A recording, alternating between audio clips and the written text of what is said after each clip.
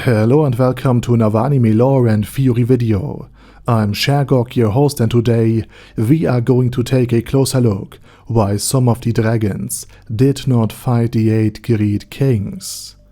But before we're going to take a closer look at any of this, let me quickly thank my Patreons for supporting this channel and say my thanks to all users of the YouTube thanks function for making one-time donations. And with that said, let's get to the topic at hand. The 8 Kings of Greed were apparently the strongest players who had made it into the New World at that very time, though even before their arrival, the 6 great gods appeared, aka the 6 players who had saved humanity from certain destruction and were thus revered as gods. However, they seemingly had no significant impact on the nation beyond their borders and did not threaten the reign of the Dragonlords. But when the 8 Kings of Greed appeared, a century after the 6 players, a tremendous and terrible war erupted between the Dragonlords and the 8 players. The reason for this is likely because the 8 kings, unlike the 6 players, did have a guild base that came with them into the New World, while Slain had only the 6 players, plus all of the items that they have carried, and all of the summons and NPCs they either brought personally with them or created in the New World, like the Angel Crystal or Rufus, the first servant of Surshana. The 8 kings seemingly arrived with their own intact guild base in the New World, and this changed everything. Not only did they have all of the pop monsters a guild base provides, but also probably numerous items, an enormous amount of gold, and numerous powerful NPCs that they could send into battle and resurrect if they were defeated, just like the NPCs could revive the kings should they fall in battle.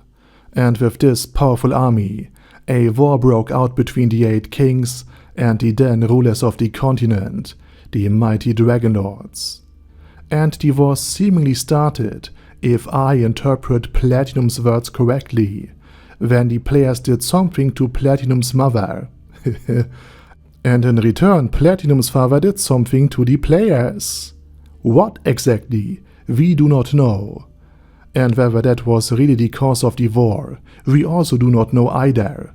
But we do know that this war led to the downfall of the Dragonlords' dominance, driving them to the brink of extinction, while the 8 great kings then conquered the entire continent. This raises the question of why some dragons did not fight against the 8 kings, while others did. And I think we should start with Platinum himself, who was seemingly the most powerful dragon that is left in the New World today. And since he has spoken of his mother and his father, but not of his own combat, he was likely still too young to do anything against the mighty 8 great kings, as they were simply so powerful that Platinum, 500 years before the current timeline in Overlord, would have been mere cannon fodder to them, and therefore simply did not partake in the fighting. Though the loss of his father and mother, and the horrors Platinum must have witnessed and experienced second-hand from the 8 great kings, could also explain why Platinum wants to protect the New World from any newly arriving players, simply because he was a first-hand witness when the continent burned. Next, we have the other Dragonlords from Arkland. They too might have simply been too young at the time, but considering that they are still somewhere between the levels of 60 and 80, it could very well be that they were old enough to fight, but simply too weak to make any significant impact on the battlefield, and thus refrained from joining the battle. Next in line we have Deep Darkness Dragonlord, assuming he also did not fight against the 8 kings. We likely have a very good reason for this. Platinum seems to consider Deep Darkness as simply apathetic and very self-focused. In other words, he was simply not interested in grand world politics, as long as he could do what a dragon in his underground cave normally does. and he might even be a hikikomori dragon, similar to Hanjamal. Furthermore, there were likely dragons who were simply not born at the time, and therefore did also not participate in the fight either. It also seems that Brightness Dragonlord, the great-grandfather of Draudilon Auriculus, was also not a combatant, and had a very different attitude.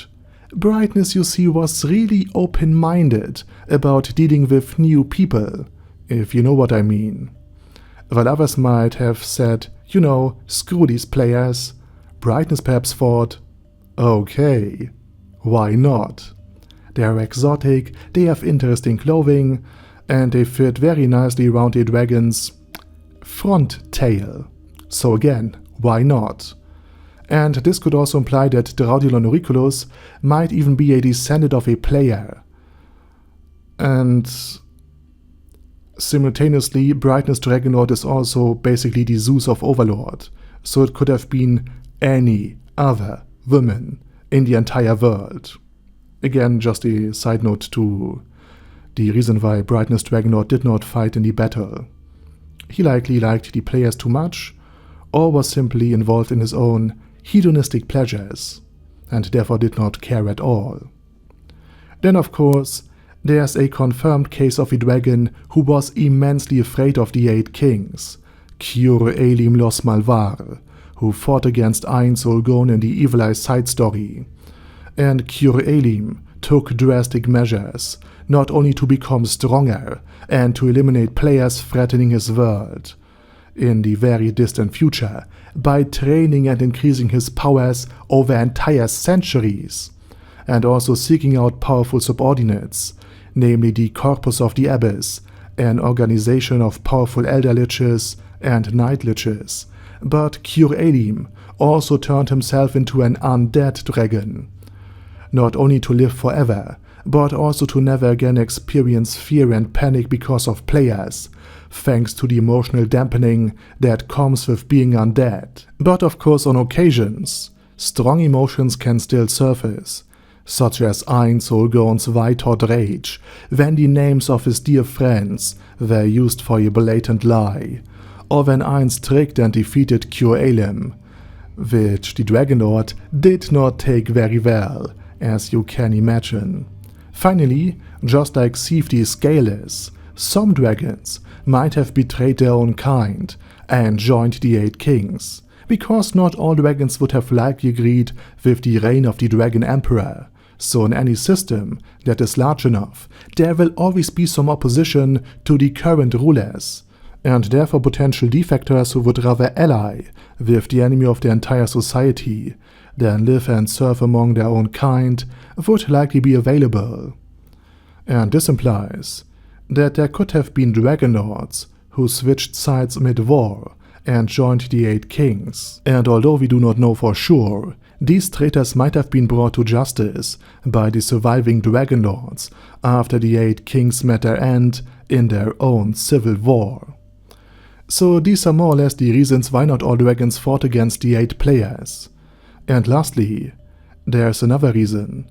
The 8 players, the 8 great kings, apparently did not have a problem with all of the dragons, and were seemingly not as tyrannical as one might assume. But of course this will be a topic of another video. And with that said, now it's your turn.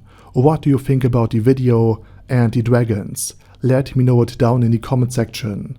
And while you type, I say thank you very much for watching, and special thanks to Ada Daddy Ada, ASK, Bad Guy, Bad Burrito 316, Bisa, Ben C, Brandon D, Chrissy, Crowley0221, Sia, Crystal Prime, Dead Slime, Death is Mercy, Deathless Dragonlord, Demon Xenomorph 1987, Devin Downen, Ding Dong, Dinpep, Dragonlord Placido Saxophone, Duckwagon, Dunkler Krieger, Dystopia, Dystopia II, Enigmatic Unicorn, Thiralchivan, Guy with That Head, Hector Marino, Hoss, Huster, Jacob G, Jana B, Jason, J. Morris, Chromius, Kyle R., Lee K. Long, Legendarius, Lelouch wie Britannia with a Mustache, Lexus Fox, Lord Nishikian Rai,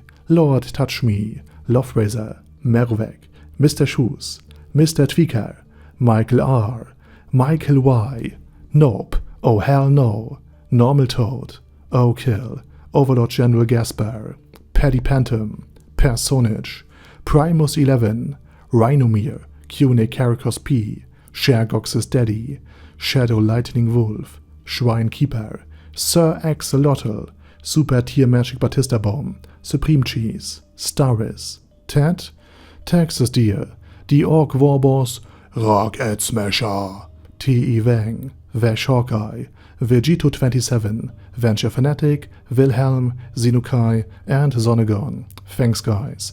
Anyway, have a nice day, and I hope to see you soon on my very next video.